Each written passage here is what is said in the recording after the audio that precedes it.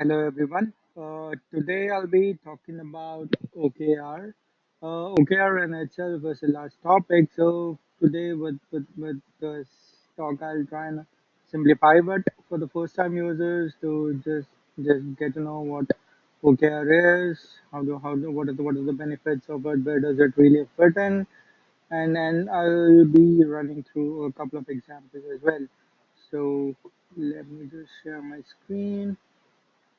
Yeah, let me get started. So the topic of the day, I've named it as OKR Simplified. So the first thing we're gonna go through is on the introduction, what exactly OKR means. There is no official definition for this, but I've come up with my own. Yeah, introduction. So OKR basically for me it's a framework which helps employees focus on the goals. The goals could be company related, aligned to the company. When I mean company related, the goal you have some goals that are aligned to company or aligned to team or aligned to personal. When I say personal, it means a personal improvement, which can benefit the company. Yeah, and it also helps you continuously engage with the people who are associated with those goals and make sure that a particular employee who is working on those goals is making progress in a positive direction to achieve them in time. Yeah. So this is the definition. So there is a saying which kind of could be analogy to OKR. So basically, what it says is, how do you bring a dream into reality? So basically, there are like just three steps. Yeah, a dream written down with a particular date becomes a goal. Yeah, the goal then broken down into steps becomes a plan to achieve that particular goal, and then a plan backed by an action becomes reality. So this is how you bring your dream into reality, and this is where your OKR helps you. That is to bring your dream or your company dream or your team's dream into reality. So, what does OKR or objective key results bring to the table? So, it brings transparency. Yeah. So you put up an objective, so it is transparent. Everybody can see it. It's up out there in the open for people to see it. So especially if it's company goal and team goal, it should be visible to for other people or who are related, who does related work to yours. It should be visible to those people. Okay, if it's a personal goal, then it could be private. People don't have to see it, but basically, if it's company related or team related, it's kind of out there for people to see it. So it is transparent. What OKR brings, one more aspect that OKR brings into the table is focus. So you have certain things or your objective written down somewhere. Yeah, then it makes you keep your focus on it. So basically if you have a weekly meeting or daily, you kind of go look open a OKR, whatever tool. There is no particular tool, you can just write it on a piece of paper as well, but you it's better to use some tool. So any tool that you use, you just go there on a daily basis, you look at them, and you know what you want to achieve in a for short-term time, and a long-term plan as well. So it keeps you focused and it keeps you aligned. Say when you are creating an objective, especially company or team objective, you will be involving people who are related to it. Say for example, I'm a software developer and I'm trying to create an objective which kind of aligns to a company goal. So company want to release a product in like 6 months time. So what would be my goal? So I will be involving my other teammates, my manager, or tech lead or something. So it helps me align my goal according to the goals of a company or the team. So and it also brings in engagement. So it kind of gives you more ideas what about the vision that a company as a team has for a next a quarter or 1 year or 5 years. So and you can discuss about that, what about your ideas and stuff like that. So it kind of brings in engagement between the team members as well. So these are the four things that OKR brings into the table. So when you are in an OKR meeting, or you're trying to define your objective, there are certain basic questions that you would have to answer. Yeah, where do you want to go, or what do you want to do? That is your goal or objective. So, and then you have an action plan. That is, the question would be, how will you get there? So I want to achieve something, so how do I achieve that? So what would be my action plan? And the last question is, how do you know that you're getting there or you're on track? That is something is called as key results. So objective, key results.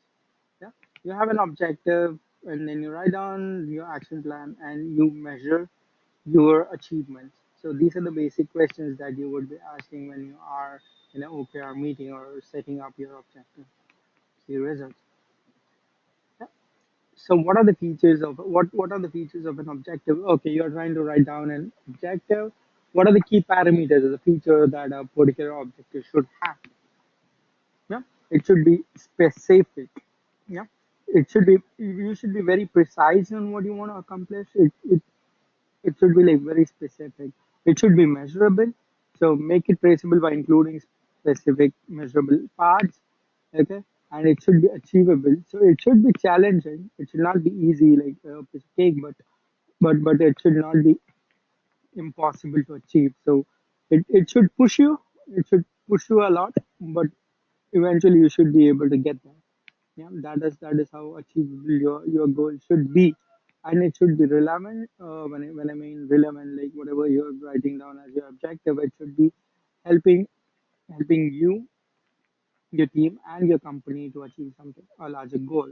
Yeah, and it should definitely be time boxed. Like any goal that you have, like I said, with the analogy of dream to reality, it should be time boxed. Like there should be a set time to achieve a particular goal. If you don't have a time limit, then you'll never push down and try and achieve it.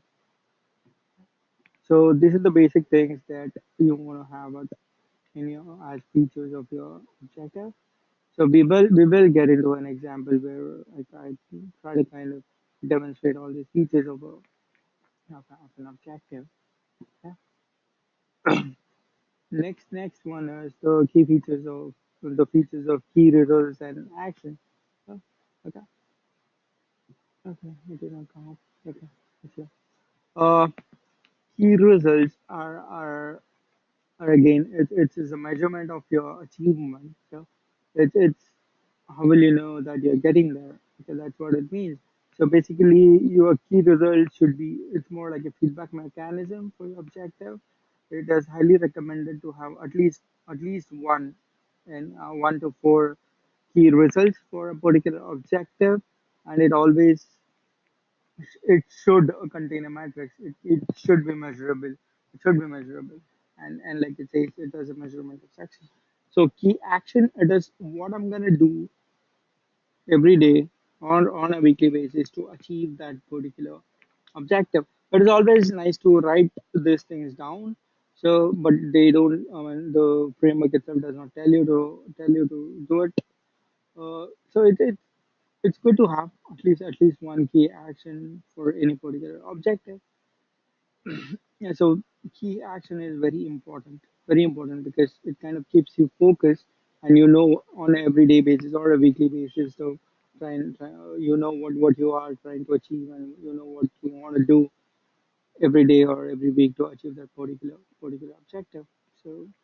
So this is the very basic uh, introduction to OKR, the objectives, the key results, and the key action.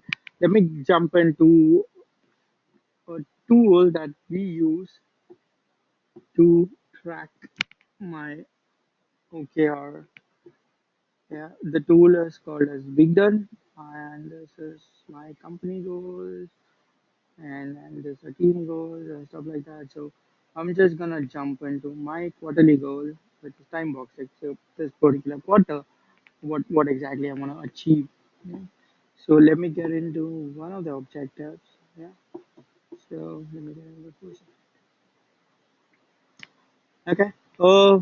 Like you can see, exploring Azure Service Fabric in perspective of microservice architecture, checking the feasibility option with different programming models offered by Service Fabric of MO 365 for MO 365. It's a product that we developed and also share the gain knowledge within the team and external audience.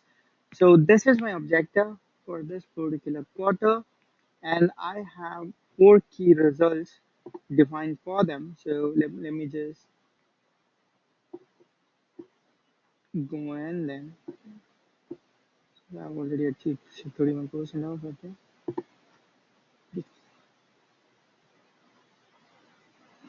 So one of the key results which says that I have achieved my objective is this one. Share knowledge to wider audience with at least four blocks related to service fabric. So if you can see my key results, it has got a measurable unit and it is very precise and it's got a measurable unit. So I should be writing at least four blocks. Yeah. So I've already written one, so I made the count, drag the progress to count one. So you can see. So if I actually do it two, it can increase my achievement. So get back to one.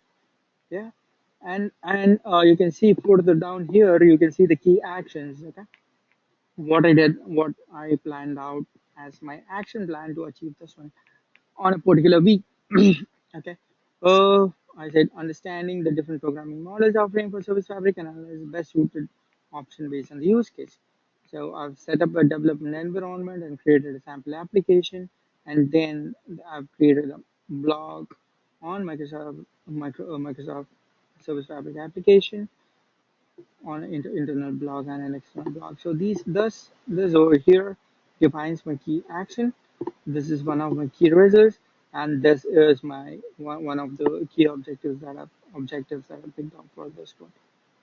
The second, let us go further. My second key result is for me to have at least two sessions.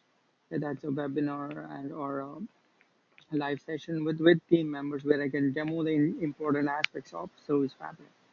So that is one of the key results as well. And the third key results will be come up with at least two possible architectural implementations for MA 365 with Service Fabric. So this is again one more key results which I have already achieved it.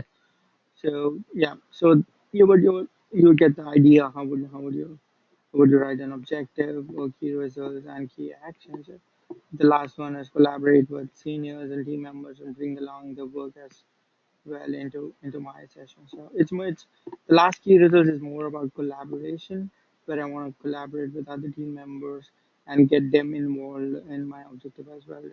Get them interested in what I do as well, and so that I can get more ideas, or they can help me out if I'm doing something wrong or I'm going off track. It's always good to have somebody to go to and get it reviewed. It could be a seniors or it could be a peers. So that was one of the aspects that I wanted to include in my key results, so that I'm on track for my objective. So I got two more. One is related to my regular sprint deliverables, and one more related to Azure functions. That's pretty much it for the sessions. Thank you everyone for joining in. See you later.